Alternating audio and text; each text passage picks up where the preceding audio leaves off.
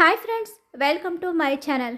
డాక్టర్ని గన్తో బెదిరిస్తున్న జోష్న చెంప పగలగొట్టి ఊహించని షాక్ ఇచ్చిన దశరథ. మరి ఇదంతా ఎలా జరగబోతుందో వీడియోలో అయితే తెలుసుకుందాం. వీడియో అయితే చూస్తున్నారండి, కానీ సబ్స్క్రైబ్ మాత్రం చేసుకోవడం లేదు.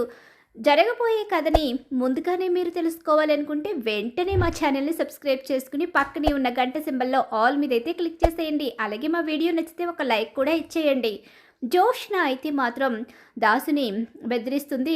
దాస్ అయితే ఇక నువ్వు నా కూతురు కాదు కదా, నేను ఏం చేయవలసిన అవసరం లేదు, నువ్వు కూడా నన్ను కిడ్నాప్ చేయవలసిన అవసరం ఏమీ లేదు అని చెప్పేసి దాసు చెప్పడంతో మీరెవ్వరూ నిజం చెప్పరు, కానీ ఆ రిపోర్ట్స్ ఎలా వచ్చాయో అసలు ఏం జరిగిందో నేనే తెలుసుకుంటాను అని చెప్పి జోష్న అక్కడి నుంచి అయితే వెళ్ళిపోతుంది. అలా వెళ్ళిపోయిన తర్వాత జోష్న ఆలోచిస్తూ ఉంటుంది, డాక్టర్ అబద్ధం చెప్పిందా, లేకపోతే నిజంగానే గ్రాని చెప్తుంది నిజమా, నేను దశరథ సుమిత్రల కూతుర్నా, అది నిజమైతే ఇక నా ఆనందానికి అవధులే ఉండవు, నేను భయపడుతున్నట్టు ఏమీ జరగదు అని చెప్పేసి ఊహించుకుంటూ ఉంటుంది. కానీ అది నిజం కాదు, ఎక్కడో ఏదో జరిగింది, గ్రాని తప్పు చేసింది, ఆ తప్పు అది ఒప్పుగా ఎప్పటికీ మారదు, నేను దాసు కూతుర్నే, కానీ ఎప్పటికీ ఈ నిజం బయటపడకూడదు, డాక్టర్ దగ్గర ఏదో జరిగింది, బావా లేకపోతే ఇక మరెవరైనా ఇలా చేయించారా, అసలు ఎవరికి అవసరం ఉంటుంది, రిపోర్ట్స్ మార్చవలసిన అవసరం ఎవరికి ఉంది, ఎవరు రిపోర్ట్స్ మార్చి ఇలా చెప్పించారు, అసలు ఎంతవరకు నేను దేని నమ్మాలి అని చెప్పి ఆలోచించుకుంటూ ఉంటుంది. నా బుర్ర పిచ్చికి పోతుంది. నేను ఇలా ఆలోచిస్తూ టైంని వేస్ట్ చేయలేను, ఎందుకంటే రోజు రోజుకి నా విషయం ఎక్కడ బయటపడిపోతుందని టెన్షన్ పెరిగిపోతుంది. ఎవరి మీద ఏ విషయం మీద దృష్టి పెట్టలేకపోతున్నాను, నా చుట్టూ ఏం జరుగుతుందో తెలుసుకోలేని అయోమయం పరిస్థితిలో పడిపోతున్నాను. ఇది కరెక్ట్ కాదు, నేను నా దారిలో వెళితేనే నాకు అన్ని నిజాలు తెలుస్తాయి. ముఖ్యంగా ముందు నేను జోష్నలా కాకుండా సాధారణమైన ఒక లేడీలా మంచిగా వెళ్ళి అక్కడ డాక్టర్ని అడిగాను, కానీ డాక్టరు నా దగ్గర నిజం చెప్పలేదు. కానీ ఇప్పుడు అలా కాదు, ఖచ్చితంగా డాక్టర్ నాకు నిజం చెప్పాల్సిందే, లేకపోతే డాక్టర్నైనా చంపేస్తాను అని చెప్పేసి చాలా కోపంగా తన తాత రూమ్లో ఉన్న లైసెన్స్డ్ గన్ తీసుకొని బయలుదేరి వెళ్ళిపోతుంది. కానీ ఎప్పుడైతే కోపంగా జోష్న ఇక అక్కడి నుంచి గన్ తీసుకుని బయలుదేరుతుందో ఇదంతా కూడా దశరథ చూసేస్తాడు. ఏంటి జోష్న ఇంత కోపంగా గన్ తీసుకుని ఎక్కడికి వెళుతుంది, జోష్నకి ఏదైనా అనుమానం వచ్చి నా కూతుర్ని చంపేయడానికి వెళుతుందా, ఈరోజు నా కూతురు విషయంలో జోష్న ఏదైనా చేస్తే జోష్నని వదిలిపెట్టను, ఏం చేస్తానో నాకే తెలియదు, ఏం జరిగినా సరే నా కూతురికి మాత్రం ఎలాంటి ప్రమాదం కలిగనివ్వరు అని చెప్పేసి గబగబా వెనకాలే బయలుదేరిపోతాడు దశరథ కూడా. ఇలా బయలుదేరిపోతూ ఉండగానే హాస్పిటల్ వైపు ఇక జోష్న అయితే వెళుతుంది. జోష్న మళ్ళీ హాస్పిటల్కి ఎందుకు వెళుతుంది, ఆసుపత్రిలో మళ్ళీ ఏం తెలుసుకోవాలి అనుకుంటుంది, అయినా ఇక్కడికి వస్తే మాత్రం తనకేం తెలుస్తుంది అని చెప్పేసి ఆలోచించుకుంటూ జోష్న గన్ పట్టుకు లోపలికి వెళుతూ ఉంటే తను వెనకాలే అయితే వెళుతూ ఉంటాడు. కానీ ఈలోగా ఇన్ఫర్మేషన్ అనేది అక్కడ కార్తీక్కి అందివ్వడం జరుగుతుంది. కార్తీక్ శివనారాయణ కూడా తీసుకుని అక్కడికైతే వస్తూ ఉంటాడు.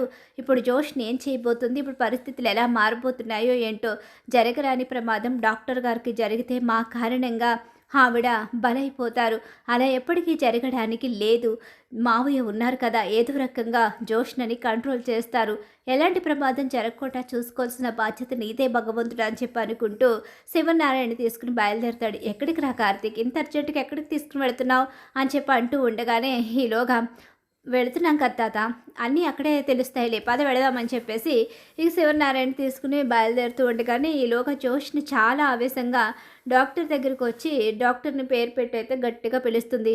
ఏంటి మళ్ళీ ఎందుకు వచ్చారు జోష్ని గారు, మిమ్మల్ని ఒక నిజం అడిగి తెలుసుకుందామని.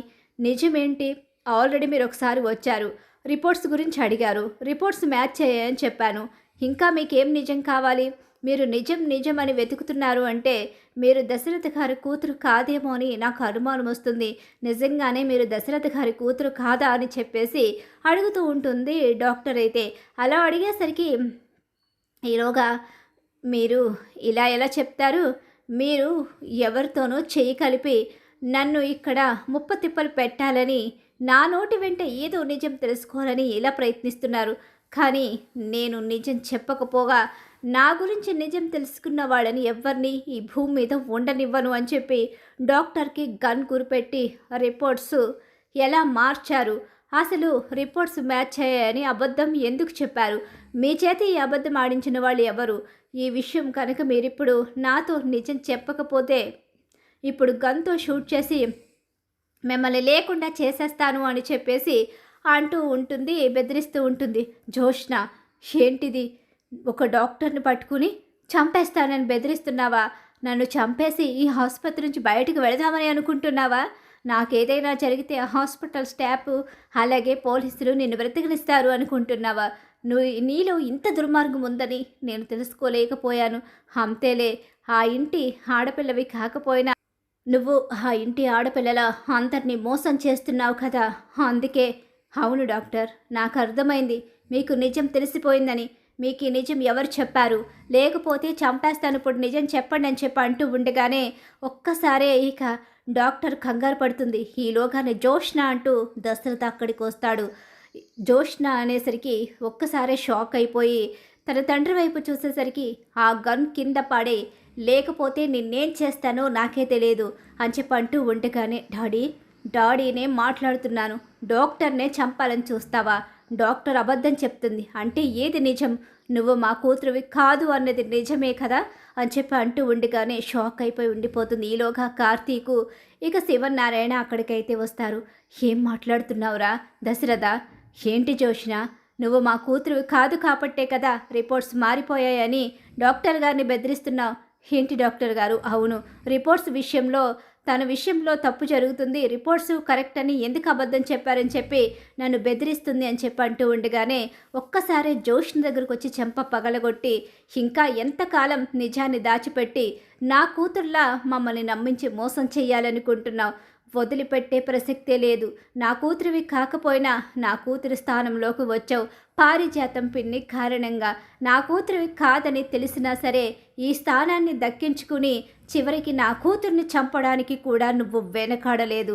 ఈరోజు నిజం ఎక్కడ బయటపడిపోతుందని డాక్టర్ని కూడా చంపాలని చూస్తున్నావంటే నీలాంటి మూర్ఖురాల్ని ఇంకా క్షమిస్తూ ఇంకా నిజాన్ని కడుపులో దాచుకుంటే ఎంతమంది ప్రాణాలు బలి తీసుకోవాలో, ఎంతమంది ప్రాణాలు కళ్ళ ముందే పోతూ ఉంటే చూస్తూ ఊరుకోవాలో. అందుకే ఇంకెవరిని కోల్పోయే ప్రసక్తి లేదు అని చెప్పేసి నీలాంటి ఆడది మా ఇంట్లో ఒక్క క్షణం కూడా ఉండకూడదు. నీలాంటి మోసగత్త మా ఇంట్లో ఎప్పటికీ కనిపించకూడదు. నీ నీడ కూడా మా మీద పడటానికి వీల్లేదు అని చెప్పేసి దశరథ అనేసరికి, ఏం మాట్లాడుతున్నావురా జోష్న? అవును నాన్న, జోష్న మన ఇంటి వారసురాలు కాదు, నా కన్న బిడ్డ కాదు. పారిజాతం పిన్ని మోసం చేసి దాసు కూతుర్ని తీసుకొచ్చి మన ఇంటి వారసురాల్ని చేసి మన ఇంటి వారసురాల్ని అనాథని చేసింది అంటూ నిజాన్ని మొత్తం కూడా బయట పెట్టేస్తాడు జోష్ని చంప పగలగొట్టి దశరథ. అలా జోష్నకి ఊహించని షాక్ అయితే ఎదురవుతుంది. మరి ఖచ్చితంగా రాబోయే కథలో ఇలా అయితే జరిగిపోతుంది. మరి ఇలా జరిగి జోష్నకి బుద్ధి రావాలని చెప్పి ఎవరైతే కోరుకుంటున్నారో వాళ్ళు మా వీడియోని తప్పకుండా లైక్ చేయండి. అలాగే కార్తీక దీపం సీరియల్ అప్కమింగ్ ఎపిసోడ్స్ టీవీలో కన్నా ముందుగా చూడాలనుకుంటే మా ఛానల్ ఇప్పుడే సబ్స్క్రైబ్ చేసుకుని పక్కనే ఉన్న గంట సింబల్లో ఆల్ మీద అయితే క్లిక్ చేసేయండి.